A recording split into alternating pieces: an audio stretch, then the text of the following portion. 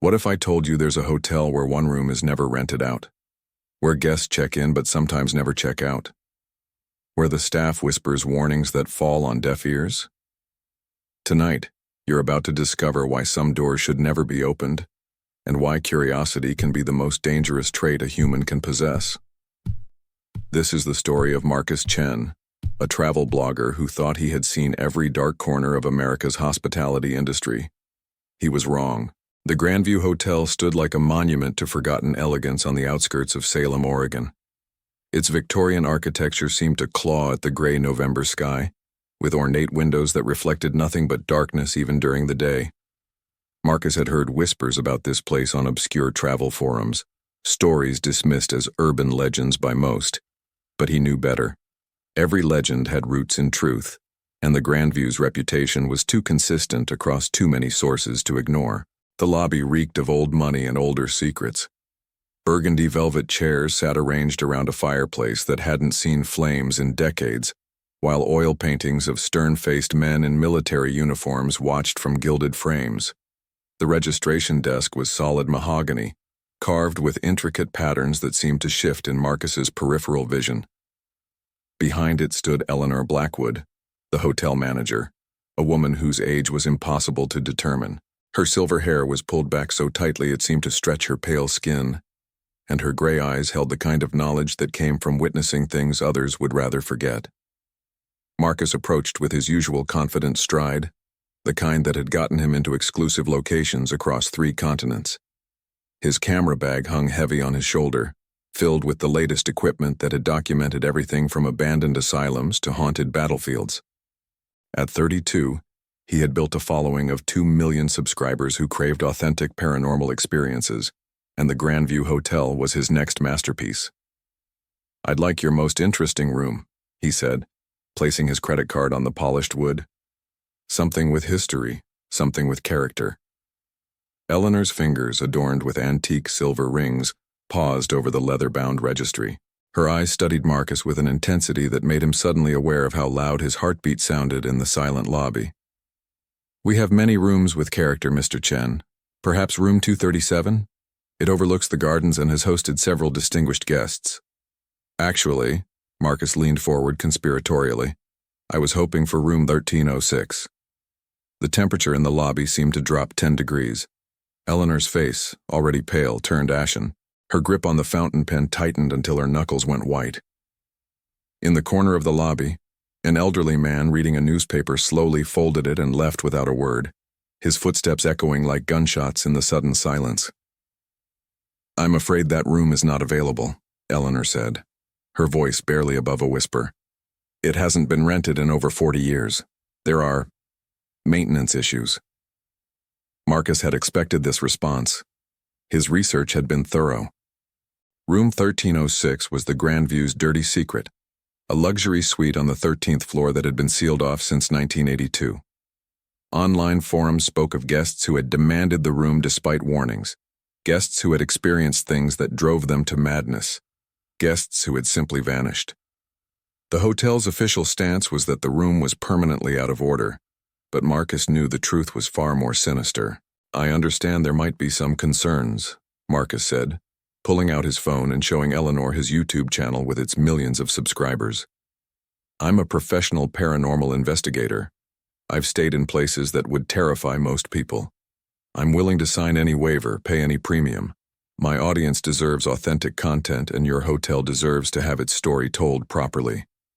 Eleanor stared at the phone screen, her gray eyes reflecting the glow like mirrors. She seemed to be weighing something in her mind, some internal battle between duty and desire. The grandfather clock in the corner chimed 8 o'clock, its deep tones resonating through the lobby like a funeral bell. "The room hasn't been cleaned in decades," she said finally. "The furniture is covered in dust, the plumbing might not work, and there's no guarantee of your safety. The hotel cannot be held responsible for anything that might happen." "I understand completely," Marcus said, his excitement barely contained. This was exactly the kind of reluctant cooperation he had learned to recognize. The more they warned him away, the better the content would be. "I'll I'll take full responsibility. Eleanor disappeared into a back room, leaving Marcus alone with the oppressive silence of the lobby. The oil paintings seemed to watch him more intently now, their painted eyes following his movements. The fire in the fireplace, which he was certain had been cold and dark, now flickered with low flames that cast dancing shadows on the walls. He pulled out his phone to start recording, but the screen remained black, despite the device being fully charged. When Eleanor returned, she carried a single brass key, tarnished with age and worn smooth by countless hands. It felt impossibly heavy when she placed it in Marcus's palm, and for a moment he could have sworn he felt it pulse like a heartbeat. "The elevator doesn't go to the 13th floor," Eleanor said, her voice hollow and resigned. "You'll need to take the stairs from the 12th. The door at the end of the hall is room 1306. Once you enter, we cannot guarantee when housekeeping will be able to reach you. The phone in the room hasn't worked in years, and cell service is unreliable on that floor." Marcus pocketed the key, feeling its weight like a stone against his leg. "That's perfect. Isolation makes for better content. When is checkout?" Eleanor's laugh was bitter and sharp like breaking glass. "Mr. Chen, in 40 years, no one who has entered room 1306 has ever checked out. They've left, certainly, but checkout implies a normal departure, and nothing about room 1306 has ever been normal." As Marcus headed toward the elevator, his camera bag bouncing against his hip, he felt Eleanor's eyes boring into his back. The brass key seemed to burn through his pocket, and somewhere in the distance, he could swear he heard the sound of a door creaking open, though every door in the lobby remained firmly shut. He was about to discover that some stories are better left untold, and some rooms are forbidden for reasons that go far beyond superstition. The elevator to the 12th floor moved with the grinding reluctance of old machinery, each floor marked by a shudder that ran through Marcus's bones. The mirrors lining the elevator walls reflected his image infinitely, creating an army of Marcus Chens that seemed to stretch into some dark dimension. His reflection looked confident, excited even, but there was something in the eyes of his mirror selves that he didn't recognize, a knowledge that hadn't been there moments before. The 12th floor hallway stretched before him like a throat waiting to swallow. Burgundy carpet muffled his footsteps, while brass sconces cast amber light that seemed to bend and twist in ways that defied physics. The wallpaper, an intricate pattern of Victorian roses, appeared to move when he wasn't looking directly at it, the flowers opening and closing like breathing lungs. Marcus found the stairwell at the end of the hall, marked only by a small, tarnished sign that read, "Staff Only." The door opened with surprising ease, revealing stairs that climbed into absolute darkness. His phone's flashlight flickered weakly, as if the darkness were actively fighting the light. Each step echoed with a hollow sound that suggested vast, empty spaces beyond the walls. The 13th floor was a revelation in decay. While the rest of the Grandview maintained its Victorian grandeur, this floor felt abandoned to time itself. The same burgundy carpet was here, but faded and stained with dark patches that looked disturbingly organic. The brass sconces were green with verdigris, and several flickered with a sickly yellow light that made Marcus's skin look jaundiced. The wallpaper hung in peeling strips, revealing wood underneath that was black with age and moisture. Room 1306 stood at the far end of the hall, its door different from all the others. While the other doors were painted white with gold numbers, 1306 was raw wood, dark and scarred as if something had repeatedly clawed at it from the inside. The brass number plate was so tarnished it was barely readable, and the keyhole below the handle looked less like a mechanism and more like a wound.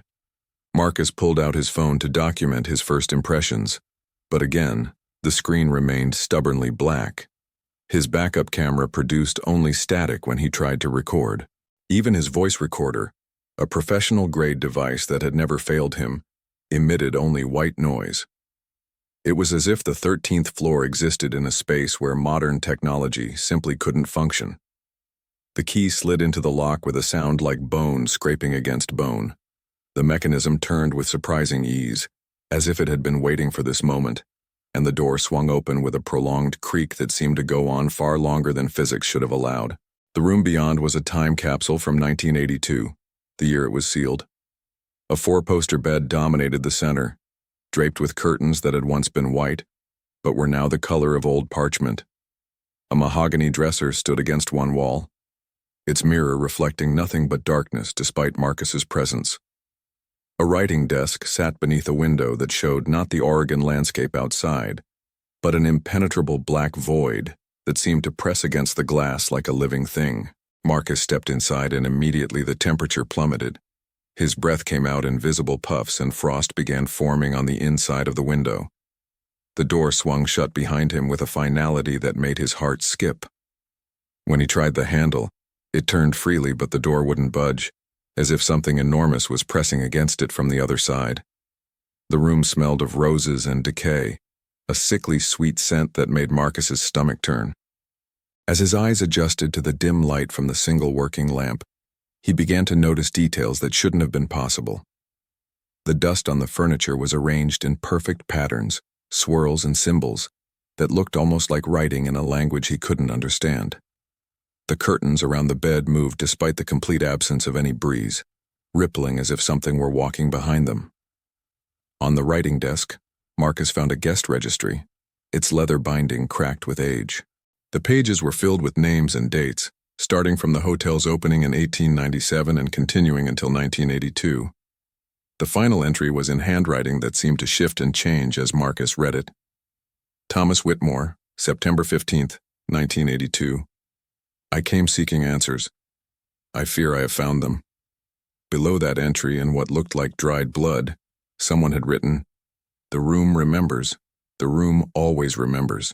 Marcus tried his equipment again, desperate to document what he was seeing, but nothing worked. It was as if the room existed in a bubble separate from the modern world, where electricity was just a theory and digital signals were fairy tales. He was forced to rely on his eyes and memory alone, like explorers from centuries past. As night deepened outside the void black window, the room began to change. The furniture seemed to shift when Marcus wasn't looking directly at it, the bed rotating slightly, the dresser sliding closer to the wall. The writing on the dusty surfaces rearranged itself, forming new patterns that hurt to look at directly. The smell of roses grew stronger, almost overwhelming, mixed now with something else. The metallic scent of blood and the musty odor of earth. The curtains around the bed began to move more deliberately, not just swaying but reaching, as if invisible hands were pushing through the fabric. Marcus could hear sounds now, whispers in languages that predated human speech, footsteps that came from everywhere and nowhere, and underneath it all a rhythmic thumping like a massive heartbeat coming from within the walls themselves. On the dresser mirror, words began to appear, written in what looked like condensation but felt like ice. You should not have come. But now that you're here, you can never leave. Marcus backed against the door, his rational mind trying to process what he was experiencing. He had investigated hundreds of supposedly haunted locations, debunked dozens of paranormal claims. But this was different. This wasn't the product of suggestion or environmental factors.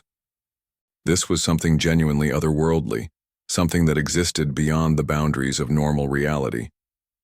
The bed curtains parted with a whisper, revealing not the interior of the bed, but a darkness so absolute it seemed to have weight. From that darkness, something began to emerge, not quite human, not quite shadow, but something that had once been both. It moved with the fluid grace of spilled mercury and the deliberate purpose of a predator. Marcus pressed harder against the door, his heart hammering so hard he thought it might burst. The entity from the bed approached slowly, savoring his fear like a fine wine. As it drew closer, Marcus could see that it wasn't alone. Other shapes moved in the shadows of the room, dozens of them, perhaps hundreds. All the guests who had entered room 1306 over the decades, all the souls who had been drawn in by curiosity and trapped by something far older and hungrier than the hotel itself. The entity stopped just inches from Marcus, and he could feel its breath on his face, cold as winter and smelling of grave earth. When it spoke, its voice was the sound of every scream that had ever echoed in this room. "Welcome to the Grandview Hotel, Mr. Chen. Your stay has just begun." The entity that had once been human reached out with fingers that seemed to be made of living shadow, and Marcus felt a cold that went deeper than flesh, deeper than bone, settling into his very soul. But just as those phantom fingers were about to make contact, the grandfather clock somewhere far below in the lobby chimed midnight, and the entity recoiled as if burned. "Not yet," it whispered, its voice like leaves scraping across a tombstone. "The ritual must be complete. The circle must be closed." The shadows retreated back into the bed curtains, but Marcus could feel their presence, watching, waiting. He was alone again, but the solitude was worse than the company. At least when the entities were visible, he knew where the danger lay.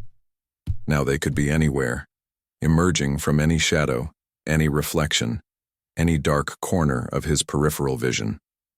Marcus slumped against the door, his legs shaking so badly he could barely stand. His years of paranormal investigation had prepared him for strange sounds, unexplained phenomena, even the occasional genuine supernatural encounter, but nothing had prepared him for this. Room 1306 wasn't just haunted, it was actively malevolent, a predator disguised as shelter, feeding on the life force of those foolish enough to enter.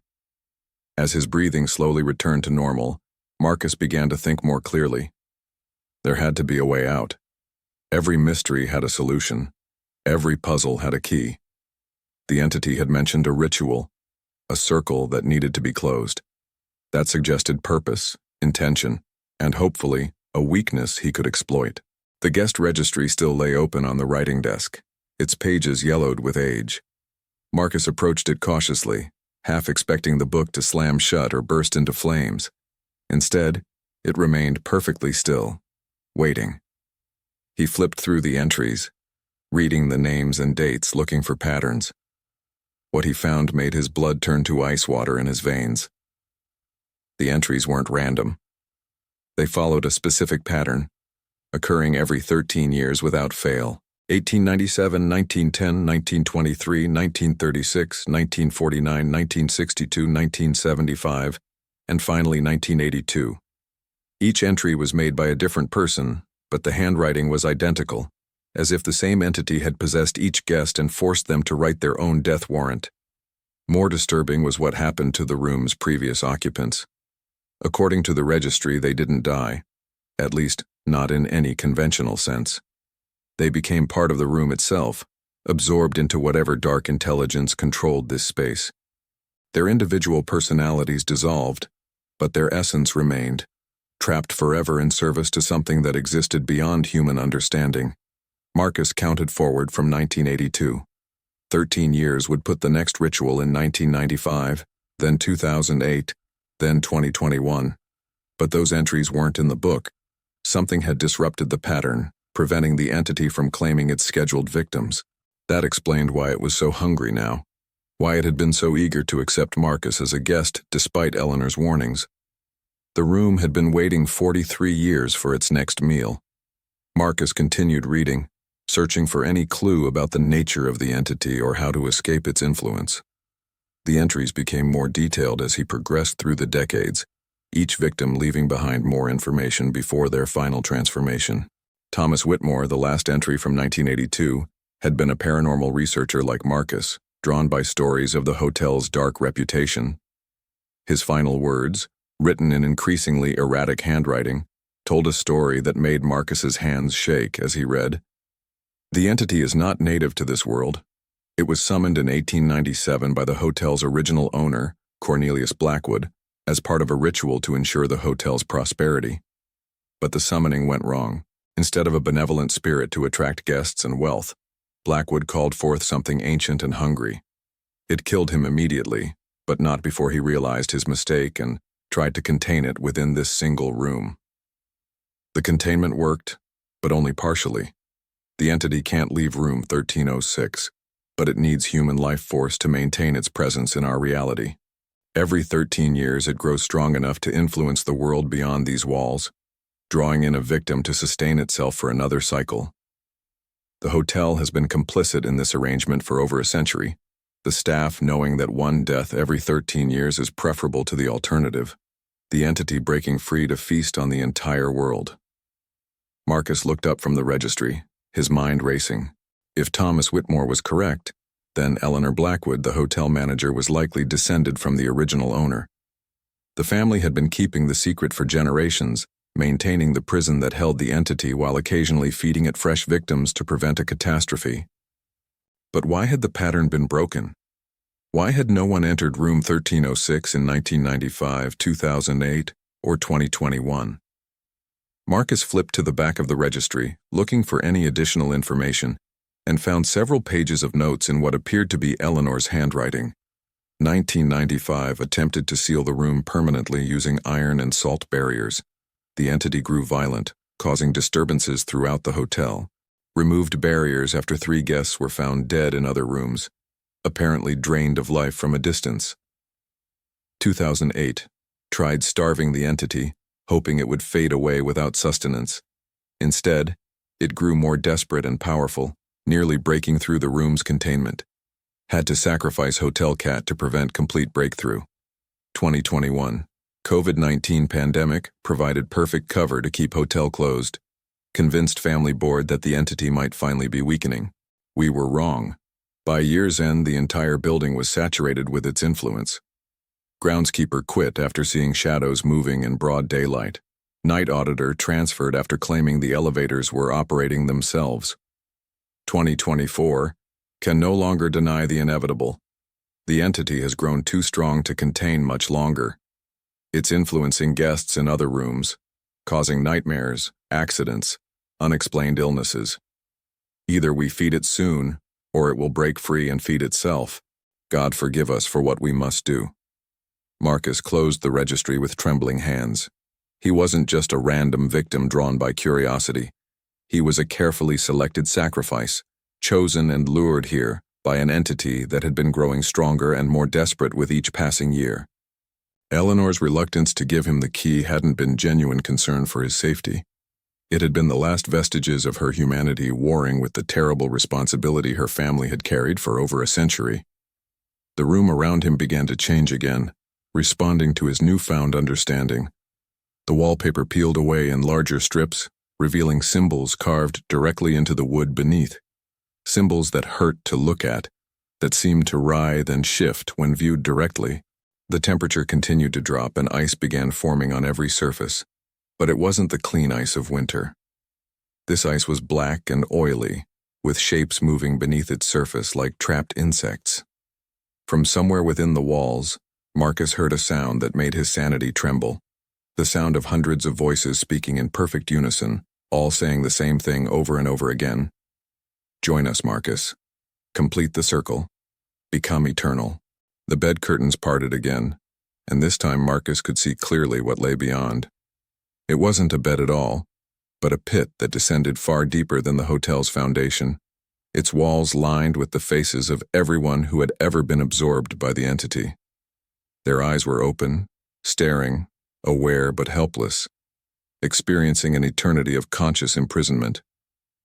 Thomas Whitmore's face was there, still bearing the expression of horrified realization he'd worn in his final moments. Cornelius Blackwood was there too, screaming silently for over a century, his mouth open wide enough to swallow worlds.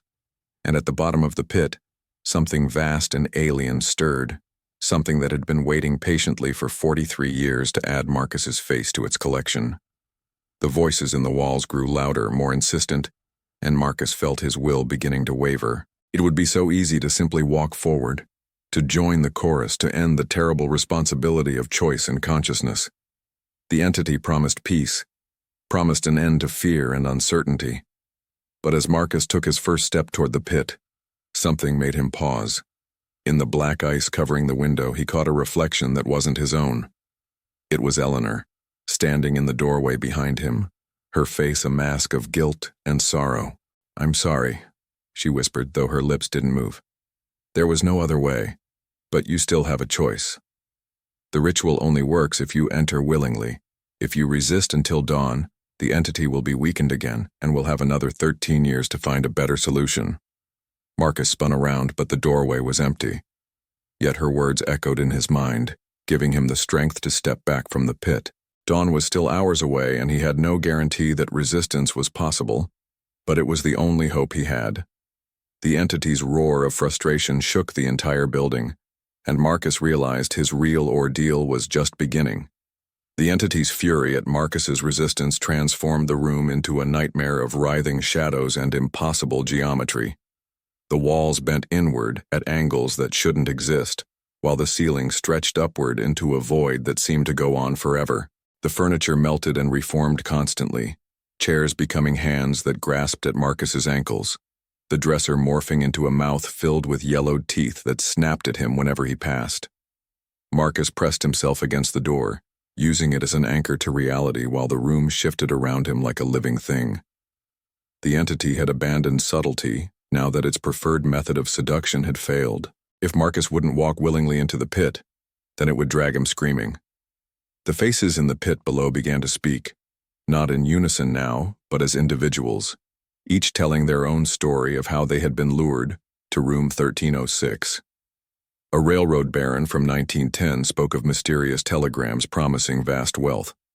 A jazz singer from 1923 described dreams that had called to her across 3 states. A war correspondent from 1949 recounted following a story about missing persons that had led him directly to this cursed room. We all thought we were special. Thomas Whitmore's voice rose above the others, his face still trapped in the wall of the pit. We believed we were investigators, explorers, truth-seekers. But we were just food, Marcus. Carefully selected meals for something that should never have been allowed to exist in our world. The pit began to rise, its edges creeping across the floor like spilled ink. Marcus climbed onto the writing desk, then up onto the dresser as the dark void expanded to consume more of the room. The faces in the pit reached upward with arms made of shadow and despair, trying to pull him down to join their eternal torment. You cannot resist forever. The entity's voice boomed from everywhere at once. I have been patient for 43 years. I can wait a few more hours for your strength to fail. And when dawn comes and you still draw breath, I will simply begin influencing the other guests in the hotel. Their deaths will be on your conscience, Marcus Chen. Their blood will stain your hands. As if to prove its point, the entity showed Marcus visions through the black ice on the window. He could see into other rooms of the hotel, where guests slept peacefully, unaware of the horror growing stronger just floors above them. A young couple on their honeymoon, an elderly man visiting his grandchildren, a businesswoman attending a conference, all potential victims if Marcus continued to resist. You see? The entity whispered, its voice now coming from Marcus's own mouth, a violation that made him bite his tongue until he tasted blood. I am already strong enough to reach beyond this room. Your defiance serves no purpose except to ensure that more will suffer. Be the hero, Marcus. Sacrifice yourself to save the innocent. Marcus wanted to believe that the entity was lying, but he could feel its presence spreading through the hotel like a cancer. The temperature in the entire building was dropping, and he could see his breath in the frigid air. Through the walls he heard other guests stirring restlessly in their sleep, calling out in fear from nightmares that weren't entirely their own. But just as despair threatened to overwhelm him, Marcus remembered something from Thomas Whitmore's notes. The entity needed willing victims for the full ritual, but its influence over others required tremendous energy. It was essentially bluffing, using the last of its reserves to create illusions and false visions. If Marcus could outlast its current surge of power, it would be forced to retreat back into dormancy. The realization gave him new strength, but the entity sensed his renewed hope and responded with escalating violence. The pit expanded until it covered most of the floor, leaving Marcus balanced precariously on the dresser with nowhere else to go. The faces of the damned reached up with increasing desperation, their shadowy fingers barely inches from his feet. Fall, Marcus, they pleaded in voices like breaking glass. Join us in the eternal darkness. End your suffering and ours. But Marcus noticed something crucial in their words. They weren't just asking him to fall. They were begging. These trapped souls weren't servants of the entity. They were prisoners, just like him. They wanted him to join them, not out of malevolence, but out of desperate loneliness. After decades or centuries of solitary torment, they craved any companionship, even if it meant damning another innocent soul. Understanding their true nature, Marcus spoke directly to them. What if there was another way? What if we could all escape together? The faces in the pit fell silent, hope flickering in their dark eyes for the first time in generations. Even the entity paused in its assault, intrigued despite itself by Marcus's proposition. "There is no escape," Thomas Whitmore said, but his voice carried a note of desperate questioning. "We tried everything. The entity's hold on us is absolute." "Is it?" Marcus asked, his mind racing through everything he had learned. "Or is that just what it wants you to believe? Think about it. If the entity was truly all-powerful, why would it need willing victims? Why couldn't it simply take what it wanted by force?" The entity roared in fury, and the room shook so violently that plaster rained down from the impossibly high ceiling. But Marcus could sense its fear beneath the rage. He was getting close to something important, some fundamental truth that the entity had kept hidden for over a century. "The original summoning," Marcus continued, thinking aloud. "Cornelius Blackwood bound the entity to this room, but what if the binding works both ways? What if the entity is just as trapped as its victims?" The faces in the pit began to murmur among themselves, their expressions shifting from despair to something that might have been hope. The entity tried to silence them, but its power was waning as dawn approached. Marcus could see the first faint traces of gray light beginning to seep through the black ice on the window. "The ritual every 13 years, Marcus said, the pieces falling into place. "It's not just feeding, it's maintenance. The entity needs fresh life force not just to survive, but to maintain the binding that keeps it anchored to our reality. Without regular victims, it would fade back to whatever dimension it came from." "Lies!" the entity shrieked, but its voice was noticeably weaker. "I am eternal. I am power incarnate." "You're a parasite," Marcus said with growing confidence. "A cosmic leech that can only survive by draining others. And like all parasites, you're ultimately vulnerable to your host's defenses." Oh, the gray light at the window was growing stronger, and with it Marcus could feel the entity's grip on the room beginning to loosen. The pit stopped expanding, the shadows retreated slightly, and the tortured faces in the walls looked up at him with something approaching worship.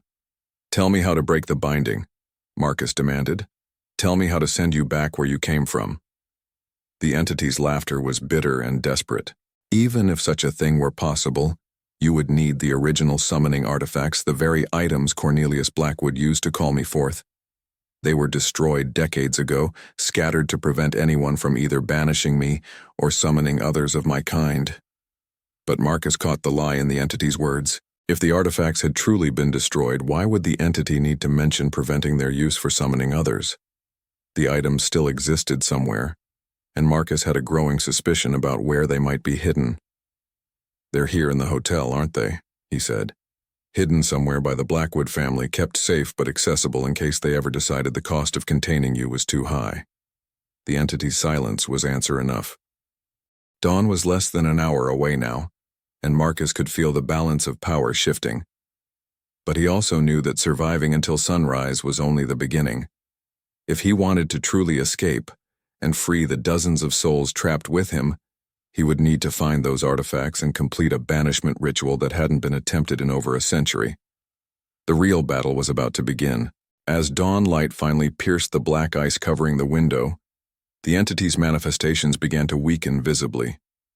The pit receded back toward the bed, the impossible angles of the room gradually returned to normal geometry, and the faces in the walls faded to barely visible impressions. But Marcus knew this reprieve was temporary. The entity was retreating, not defeated, gathering its strength for another assault when darkness returned. The door to room 1306 swung open with a soft creak, and Eleanor Blackwood stepped inside. She looked older than she had the night before, her silver hair disheveled and her gray eyes red-rimmed with exhaustion and guilt. In her hands, she carried a silver tray bearing a steaming cup of coffee and a leather-bound journal that looked far older than the hotel registry. "You survived the night," she said, her voice hollow with exhaustion. "I wasn't certain you would. The entity has grown so much stronger since its last feeding. Marcus climbed down from the dresser, his legs shaking with fatigue and adrenaline. You knew this would happen. You knew what that thing would do to me. Eleanor nodded, unable to meet his eyes.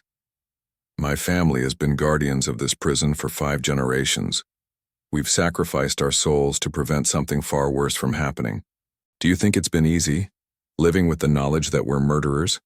Watching good people walk to their deaths because the alternative is the destruction of everything we hold dear? There's another way, Marcus said, accepting the coffee gratefully. The warmth helped dispel some of the supernatural cold that had seeped into his bones. The summoning artifacts, they're still here in the hotel, aren't they? Eleanor's sharp intake of breath confirmed his suspicion. How did you? The entity told me they were destroyed, but it was lying. It's afraid of them, afraid that someone might use them to send it back where it came from. Marcus opened the ancient journal Eleanor had brought, finding pages covered with symbols and incantations written in multiple languages. This is Cornelius Blackwood's personal grimoire, isn't it? The record of how he summoned the entity in the first place. It's also the key to banishing it, Eleanor admitted, but the ritual requires specific artifacts. A silver dagger blessed by 13 different priests, a mirror made from volcanic glass and bound with iron from a meteorite, and a candle made from the fat of a hanged man and lit with flames from a crematorium. Even if we had these items, the banishment ritual is incredibly dangerous. One mistake and the entity would be free to ravage the world. Marcus studied the complex diagrams in the grimoire, his mind working to understand the mystical mathematics behind the summoning. But we do have them, don't we? Your great-great-grandfather was paranoid enough to keep the artifacts, just in case the containment ever failed completely. Eleanor walked to the window, staring out at the Oregon landscape as morning light painted the hills gold and green. They're in the hotel's foundation, buried in a lead-lined vault beneath the boiler room. Cornelius had them sealed there after his first attempt to destroy them failed. He realized they were too dangerous to destroy but too important to lose entirely. Then we have everything we need, Marcus said, feeling hope for the first time since entering room 1306. We can end this today, free all the souls trapped by that thing and make sure it never feeds again. You don't understand. Eleanor turned back to him, tears streaming down her pale cheeks. The banishment ritual requires a life sacrifice. Someone has to die to provide the spiritual energy needed to force the entity back to its own dimension. Usually, that would be the summoner, but Cornelius died before he could complete the banishment. That's why the entity has been trapped but not destroyed. The ritual was never finished. Marcus felt his hope crumble, but then something occurred to him. What if the sacrifice has already been made? What if all those people the entity has consumed over the years? What if their combined life force could power the banishment? Eleanor's eyes widened as she considered the possibility. It's theoretically possible. The entity has absorbed enormous amounts of spiritual energy over the decades. If we could turn that power against itself. The souls trapped in the pit, Marcus said, remembering their desperate faces. They're not just prisoners, they're batteries, storing all that life force the entity has consumed. If we could convince them to release that energy all at once during the banishment ritual, it would destroy them completely, Eleanor said softly. Not just their imprisonment, but their very existence. They would cease to be, even as spirits. It's asking them to choose oblivion over eternal torment. Marcus closed the grimoire, his decision made. Then we ask them. We give them the choice that the entity never did. They deserve to decide their own fate. Eleanor stared at him with a mixture of admiration and terror. You're talking about attempting something that's never been tried before? We don't know if it will work, and if it fails, the entity will become more powerful than ever. It might break free entirely, and if we do nothing, how many more people will die over the next century? How many more souls will be trapped in that pit? Marcus gestured toward the bed, where the entity's presence still lurked despite the daylight. At least this way, we're fighting back instead of just feeding the monster. Eleanor was quiet for a long moment, then nodded slowly. The artifacts are protected by several layers of mystical barriers. It will take time to retrieve them safely, and we'll need to prepare the ritual space. The banishment must be performed at the exact moment of sunset, when the boundary between dimensions is thinnest. That gives us almost 12 hours to prepare, Marcus said. But what about the other guests? If the entity realizes what we're planning? I'll evacuate the hotel, Eleanor said firmly. I'll claim there's been a gas leak or structural damage, anything to get innocent people away from here. This ends tonight one way or another. As they prepared to leave room 1306, Marcus turned back one last time to address the shadows, where he knew the trapped souls were listening. We're going to try to free you, he said quietly. But it means you'll have to let go of everything. Your memories, your identities, even your existence as spirits. You'll simply stop. Is that better than eternal imprisonment? The shadows stirred, and for a moment Marcus heard their voices, dozens of them speaking as one. Yes, please. Let us rest. Eleanor led Marcus through the hotel's labyrinthine basement corridors to a heavy steel door marked with symbols similar to those in the grimoire. She produced an ornate brass key from around her neck and inserted it into a lock that looked far older than the hotel itself. Beyond the door lay a narrow stone staircase descending into darkness that seemed to predate the building's construction. Cornelius built the hotel around the vault, Eleanor explained as they descended. He wanted to make sure the artifacts would be accessible but secure. The vault is actually older than the hotel. It was part of a Spanish mission that stood on this site in the 1700s. The vault itself was a circular chamber carved from solid rock, its walls lined with lead sheets that had turned green with age. At the center stood a stone altar, and upon it rested 3 items that radiated malevolent power even in their dormant state. The silver dagger gleamed with its own inner light, covered in runes that seemed to shift and change when viewed directly. The volcanic glass mirror reflected not their faces but glimpses of other dimensions, other realities where things that should not exist held dominion over worlds of shadow. The candle was the most disturbing of all. Made from human fat, mixed with wax from black masses, it waited to be lit with flames that had consumed the dead. I can feel it, Marcus whispered as they approached the altar. The entity knows we're here. It's getting agitated. Indeed, even in the deep vault, they could hear sounds from room 1306, 13 floors above. The groaning of wood, the crash of furniture being hurled against walls, and underneath it all, the entity's rage-filled howling as it realized its long imprisonment might finally be coming to an end. Eleanor carefully wrapped each artifact in blessed silk before placing them in a lead-lined box. We'll need to prepare the ritual circle in the lobby, she said, the hotel's heart where all the spiritual energy converges. If we're going to redirect the entity's own power against it, that's where we'll have the best chance of success. As they climbed back toward the surface, Marcus felt the weight of what they were attempting. They were gambling everything on an untested theory, betting that the accumulated anguish of dozens of souls could power a banishment ritual that had never been completed. If they were wrong, the entity would break free to feast on a world unprepared for such ancient evil. But as they emerged into the hotel's main lobby, now empty of guests thanks to Eleanor's evacuation story, Marcus saw something that gave him hope. The oil paintings on the walls, the stern-faced men in military uniforms, were all facing toward the staircase that led to the 13th floor. Their painted eyes held an expression he hadn't noticed before. Determination. Even the hotel's past residents trapped in their gilded frames were ready for this battle to end. As sunset approached, the Grandview Hotel felt like a battlefield preparing for war. Eleanor had spent the day inscribing a complex summoning circle in the lobby's marble floor using a mixture of salt, silver dust, and herbs that had been blessed by priests from 7 different faiths. The pattern was beautiful and terrible, incorporating symbols from Egyptian, Celtic, Norse, and other mystical traditions that predated recorded history. Marcus had used the time to study every page of Cornelius Blackwood's grimoire, memorizing the incantations and understanding the precise timing required for the banishment ritual. The words felt alien on his tongue, syllables that human vocal cords weren't meant to produce, but he practiced until he could speak them without stumbling. The 3 artifacts sat at strategic points around the circle. The silver dagger pointing north toward the hotel's dark heart, the volcanic glass mirror reflecting the last rays of sunlight streaming through the lobby's tall windows, and the candle waiting to be lit with flames that would bridge the gap between life and death.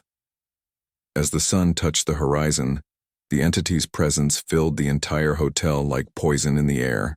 Every shadow seemed deeper, every reflection showed glimpses of things that weren't there, and the temperature dropped until their breath came out in visible puffs.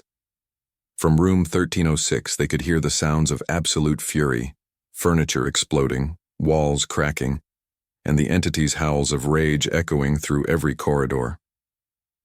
"It knows," Eleanor said, lighting the ritual candle with a flame she had carried from the local crematorium. The candle's light was wrong somehow, casting shadows that moved independently of any physical object. "It can feel what we're trying to do." Marcus took his position at the center of the circle, the grimoire open in his hands. "Are you ready?" Eleanor nodded, though her face was pale with terror. She had spent her entire life as the entity's unwilling accomplice, and now she was preparing to defy something that had held her family in thrall for 5 generations. "My ancestors will either thank me or curse me for this, but I can't live with the guilt any longer." As Marcus began to read the incantation, the hotel itself seemed to resist. The lights flickered and went out, leaving only the candle's hellish glow to illuminate the ritual circle. The elevators began operating on their own, their doors opening and closing in a rhythm that matched Marcus's chanting. The grandfather clock in the corner stopped at 11:59, as if time itself was holding its breath. But the real response came from room 1306.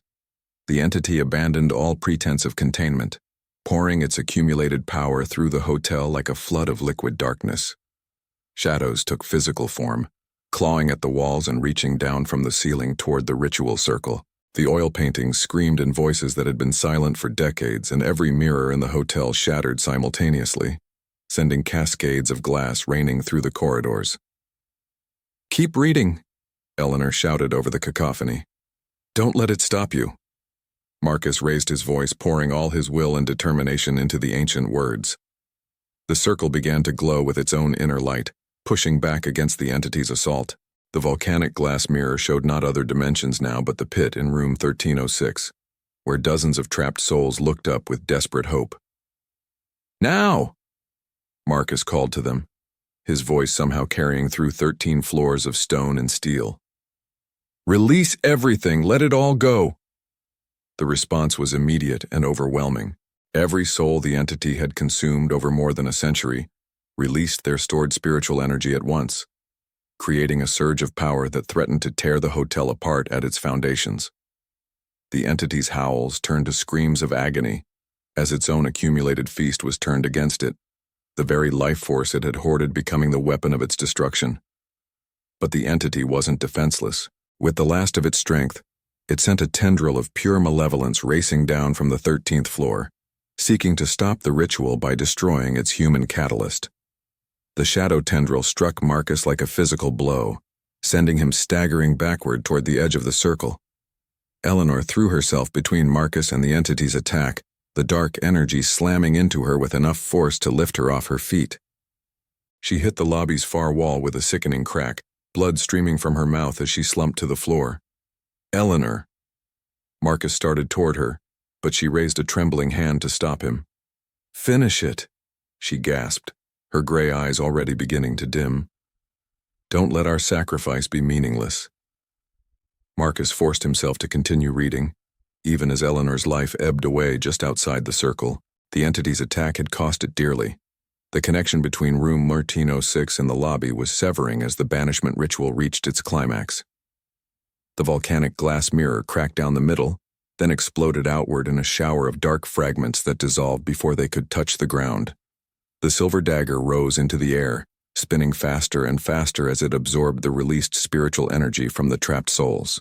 When it reached the peak of its rotation, it suddenly shot upward through the ceiling, piercing through 13 floors of hotel to embed itself in the heart of room 1306. The entity's final scream shook the entire building, a sound of such profound anguish and rage that every window in the hotel exploded outward. But mixed with that inhuman cry were other voices, dozens of human souls crying out in relief and gratitude as they were finally, truly set free. The candle flame turned from hellish red to pure white, then expanded into a pillar of light that shot through the hotel's roof toward the star-filled sky above. For just a moment, Marcus could see them, all the souls that had been trapped for so long, ascending toward whatever peace awaited beyond this world. Thomas Whitmore turned back once to nod his thanks before disappearing into the light. Then silence fell over the Grandview Hotel like a blanket of snow. Marcus staggered out of the circle toward Eleanor, but even as he knelt beside her, he could see it was too late. The entity's final attack had been fatal, but her sacrifice had saved not just Marcus, but potentially thousands of future victims. As dawn broke over the Oregon hills, Marcus found himself alone in a hotel that felt truly empty for the first time in over a century. The oppressive weight that had pressed down on the building was gone, replaced by something that felt almost like relief. Room 1306, when he finally climbed the stairs to check it one last time, was nothing more than an ordinary hotel room, dusty and abandoned, but no longer malevolent. The pit was gone. The faces in the walls had vanished. Even the guest registry was blank, its pages white as fresh snow. Marcus gathered his equipment and prepared to leave, but not before placing a simple marker in the hotel's garden, a stone bearing Eleanor's name and the inscription, "She chose courage over comfort, freedom over fear." The Blackwood family's long vigil was over, their debt finally paid. As he drove away from the Grandview Hotel, Marcus realized he would never be able to tell this story the way it truly happened. Who would believe that he had helped banish an ancient entity and free dozens of trapped souls? Who would understand the courage it had taken for Eleanor to turn against her own family's dark legacy? But maybe that was okay. Some stories were meant to be warnings rather than entertainment. Some truths were too dangerous to share widely. And sometimes, the greatest heroism happened in shadows, witnessed only by the Grateful Dead and a travel blogger who would carry their secret to his own grave. The Grandview Hotel still stands today, operating under new management as a perfectly ordinary establishment. The 13th floor has been converted into additional guest rooms, and room 1306 is booked regularly by visitors who never experience anything more supernatural than the occasional creaking floorboard. But if you know what to look for, you can still see traces of what happened there. In the lobby, if the light hits the marble floor just right, you can make out faint traces of a summoning circle that no amount of polishing seems to completely erase. The elevator sometimes stops at floors that don't exist on the button panel. And late at night, guests sometimes report hearing what sounds like voices whispering words of gratitude from empty hallways. The entity is gone, banished back to whatever dark dimension spawned it. The trapped souls have found their peace at last, and the world continues spinning, blissfully unaware of how close it came to a darkness that would have consumed everything. Marcus never made another paranormal investigation video. Some truths, he learned, are too important to turn into entertainment. Some stories are meant to end in silence, with only the Grateful Dead as witnesses to acts of courage that saved the world from horrors it will never know existed. So if you ever find yourself checking into a hotel with a room that's never rented out, a staff that warns you away from certain floors, or a history that seems too dark to be entirely fiction, remember Marcus's story. Remember that some doors should never be opened, some curiosities should never be satisfied, and some warnings should always be heeded. But also remember that even in the darkest places, there are those willing to stand against the shadows. Ordinary people who choose to do extraordinary things, not for fame or glory, but because someone has to. Because the alternative is unthinkable. Because courage, in the end, is the only light strong enough to drive back the ancient dark. The Grandview Hotel's story is over. The guests can finally rest in peace. And somewhere in the space between worlds, Thomas Whitmore and dozens of other souls are free at last, their eternal gratitude a whisper on the wind that carries across dimensions to remind us that every ending can be a beginning, and every sacrifice can be a victory. If you enjoyed this journey into the shadows of the Grandview Hotel, make sure to subscribe for more stories that will keep you awake at night, and leave a comment telling me which part sent chills down your spine the most. Until next time, remember, some mysteries are meant to stay buried, but the courage to face them when they won't stay down is what separates the living from the truly free.